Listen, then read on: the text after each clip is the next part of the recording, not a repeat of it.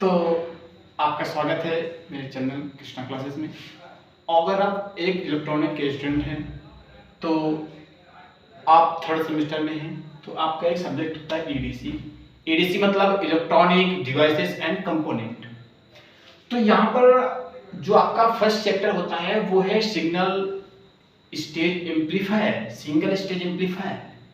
Single stage amplifier क्या होता है और इसके आगे मल्टी स्टेज एम्पलीफायर आता है।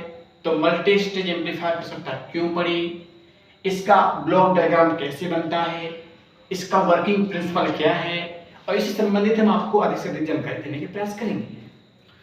तो सबसे पहले हम बात करते हैं सिंगल स्टेज एम्पलीफायर। इससे संबंधित एम्पलीफायर जो ये यूज हुआ है, बट एम्पलीफायर क्या होता है। एम्पलीफायर एक ऐसा डिवाइस होता है जो कि आपके जो वीक सिग्नल की स्ट्रेंथ को बढ़ाता है, जो सिग्नल के स्ट्रेंथ को बढ़ा दे, वो आपका होता है एम्पलीफायर।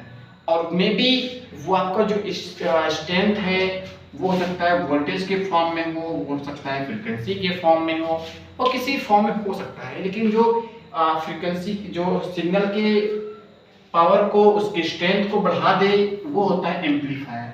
जो बढ़ाता है एम्पलीफायर होता है।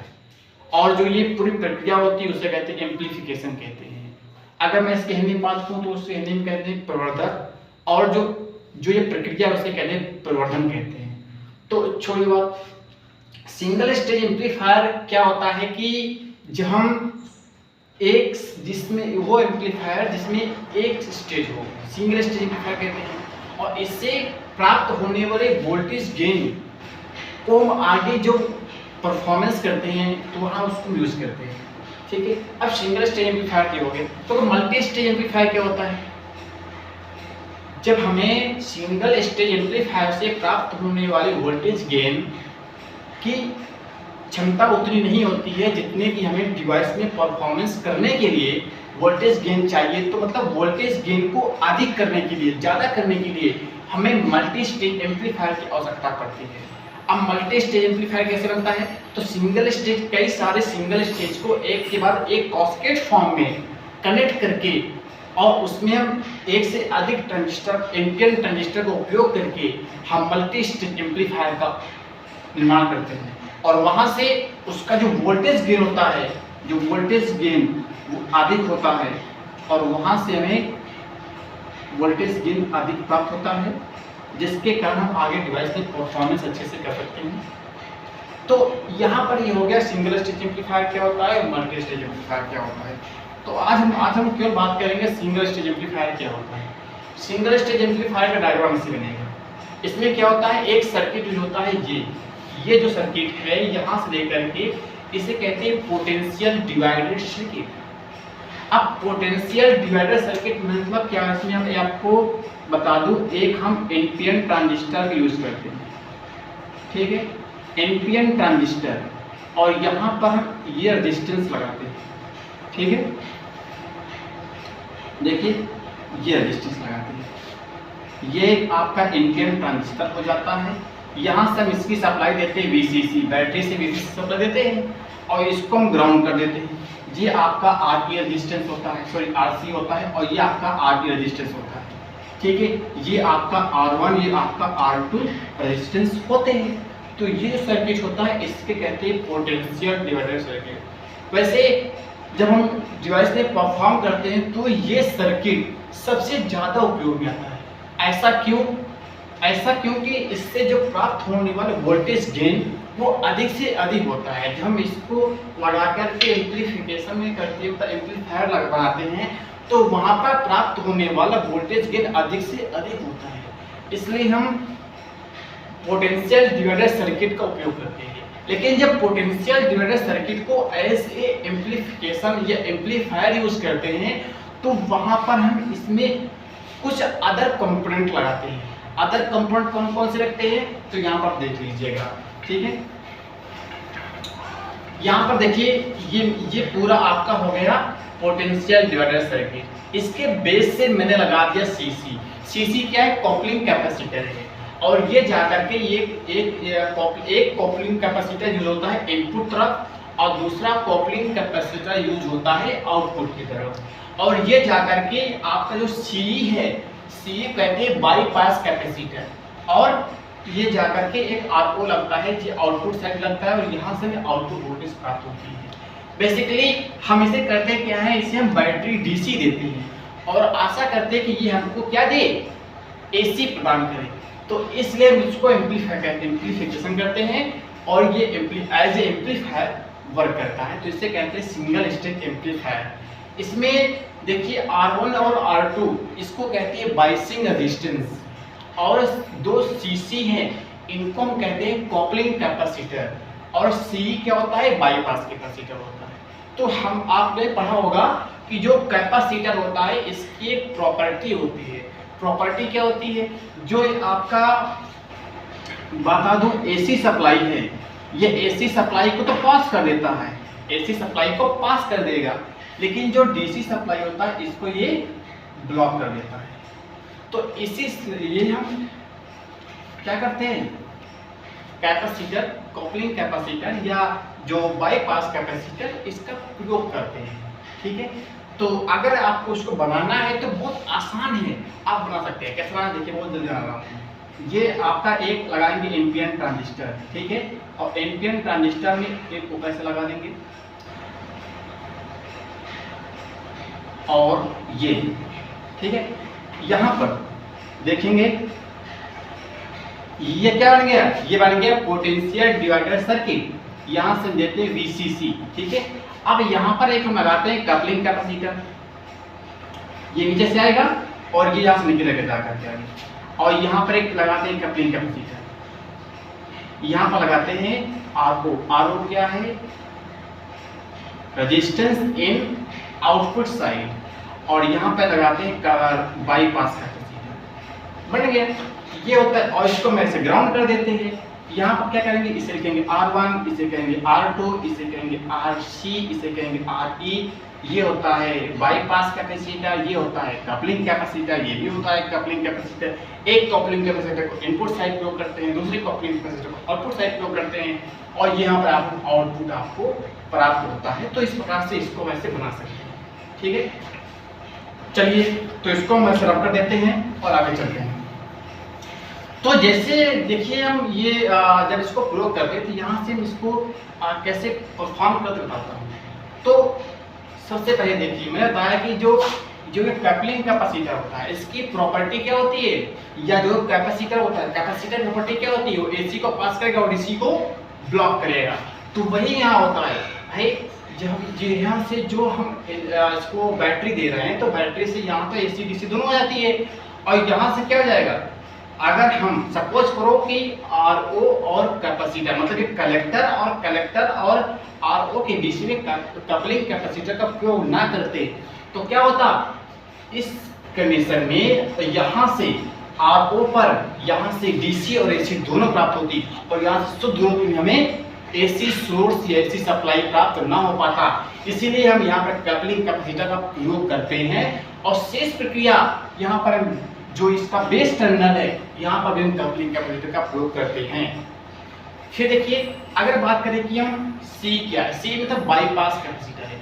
बाईपास कैपेसिटर मतलब क्या है, जिसकी जो एमीटर टर्मिनल है, एमीटर टर्मिनल से ये जितना भी AC सोर्स होता है, जितने भी AC सप्लाई होता है, इसको ये बाईपास करके ग्राउंड कर देता है, और जो RE से केवल DC पास होती है। अगर सपोज करो कि C का प्रयोग ना करते तो RE पर भी हमें AC सप्लाई प्राप्त होती, और AC सप्लाई प्राप्त करने पर क्या होता, ये VB की वैल्यू को कम कर देता। मतलब VB क्या होता है, ये VB मतलब अगर बात करें यहाँ से आपको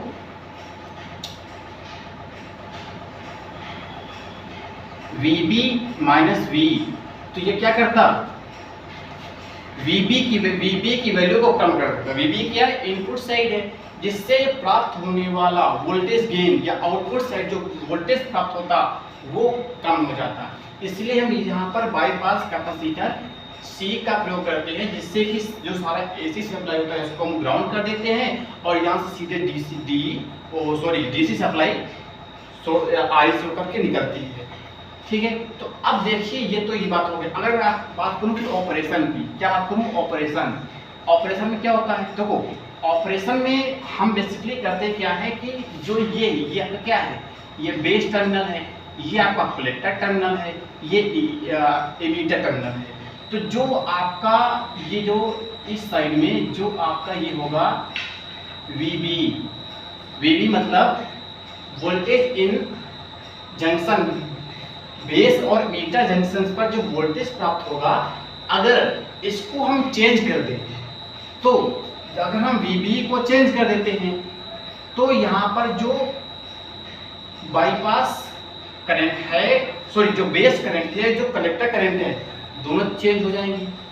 और हमें इसलिए क्या करते हैं, अगर मान लो हम VB की वैल्यू को बढ़ा देते हैं तो जो बेस करंट है और जो कलेक्टर करंट है वे भी बढ़ जाएंगी, एंड फलस्वरूप जो ICRC है इसका मान भी बढ़ जाएगा। IC मतलब क्या है, कलेक्टर करंट। RC क्या है, RC आपका रेजिस्टेंस इन कलेक्टर का, RC इस साइड में ICRC होता है क्या, V/IR होता है ना। तो ये आपका अगर मैं बात करूं कि ICRC क्या है, तो यहाँ से निकलता है कि VC बराबर ICRC, ठीक है।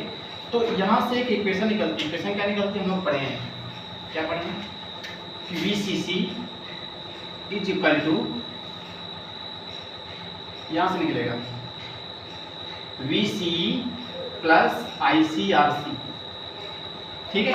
लेकिन जब यहाँ से ऐसे करेंगे कि VC बराबर क्या हो जाएगा, VCC माइनस का ICRC। देखिए इसका मतलब क्या हुआ, अगर इसका मान, इसका मतलब ICRC, अगर ये इसकी वैल्यू बढ़ जाएगी तो VCC क्या हो जाएगा, कम हो जाएगा।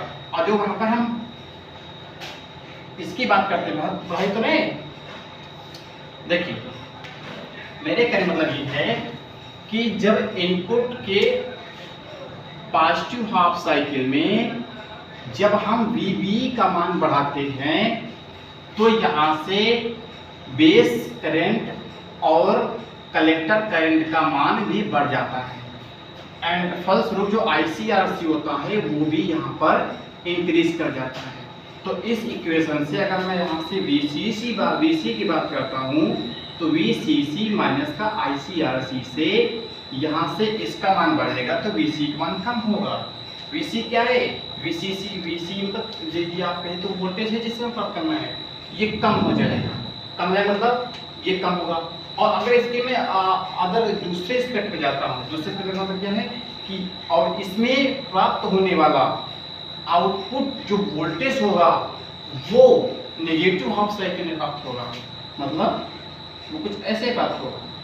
हमने देखो ये हमने इनपुट दिया था और ये में आउटपुट मिल रहा है, ये तो है, हमने इनपुट दिया था पॉजिटिव हाफ साइकिल में और आउटपुट मिल रहा है नेगेटिव हाफ साइकिल में। क्या मिल रहा है, हम VB का मान बढ़ा रहे हैं, ये VC का मान घटता मिल रहा हुआ है, क्यों, इसका मान बढ़ेगा, ICRC का मान बढ़ेगा तो VC का मान घटेगा, मतलब हमने पॉजिटिव हाफ साइकिल दिया, यहाँ से नेगेटिव हाफ साइकिल मिलता है। अगर इसके दूसरे स्टेप में जाते हैं तो वहां से क्या मिलता है, देखो दूसरे स्टेप में जाएंगे तो वहां से क्या मिलेगा। देखिए अगर मैं बात करूं कि इनपुट साइड के अगर मैं इसको नेगेटिव हाफ साइकिल देता हूं, मतलब अगर मैं VB का मान घटाता हूं, VB का मान घटाने मतलब क्या है, इसके नेगेटिव हाफ साइकिल में जाना। और उस कंडीशन में तो ये आपका मैं इनपुट दिया, तो अगर मैं इसका मान घटा दिया, VB का मान अगर मैंने घटा दिया तो यहाँ से IB मतलब कि बेस करंट और IC मतलब कि कलेक्टर करंट, इन दोनों का मान भी घट जाएगा और फलस्वरूप क्या हो जाएगा, इसके जो ICRC है, IC मतलब कि कलेक्टर करंट और RC क्या ICRC, दोनों ये दोनों अलग नहीं है, दोनों एक ही है, क्या VC, ठीक है। तो यहाँ से ICRC क्या हो जाएगा, घट जाएगा। तो यहाँ पर जब ये IB और IC का मान भी घटता है एंड यहाँ से आपका ICRC जो होता है वो भी घट जाता है, तो यहाँ से हम बोल सकते हैं, क्या कह सकते हैं कि जो इसका आउटपुट होगा वो आपका नेगेटिव ऑफ साइकिल में जाएगा, ठीक। जब negative of cycle, sorry output कहाँ जाएगा, पॉजिटिव ऑफ साइकिल में जाएगा।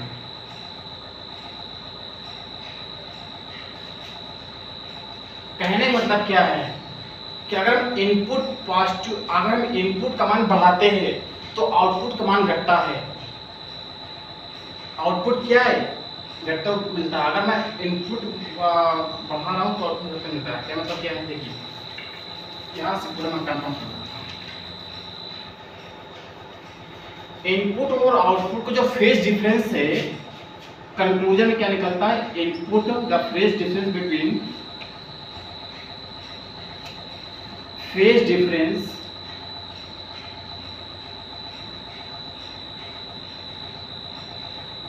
between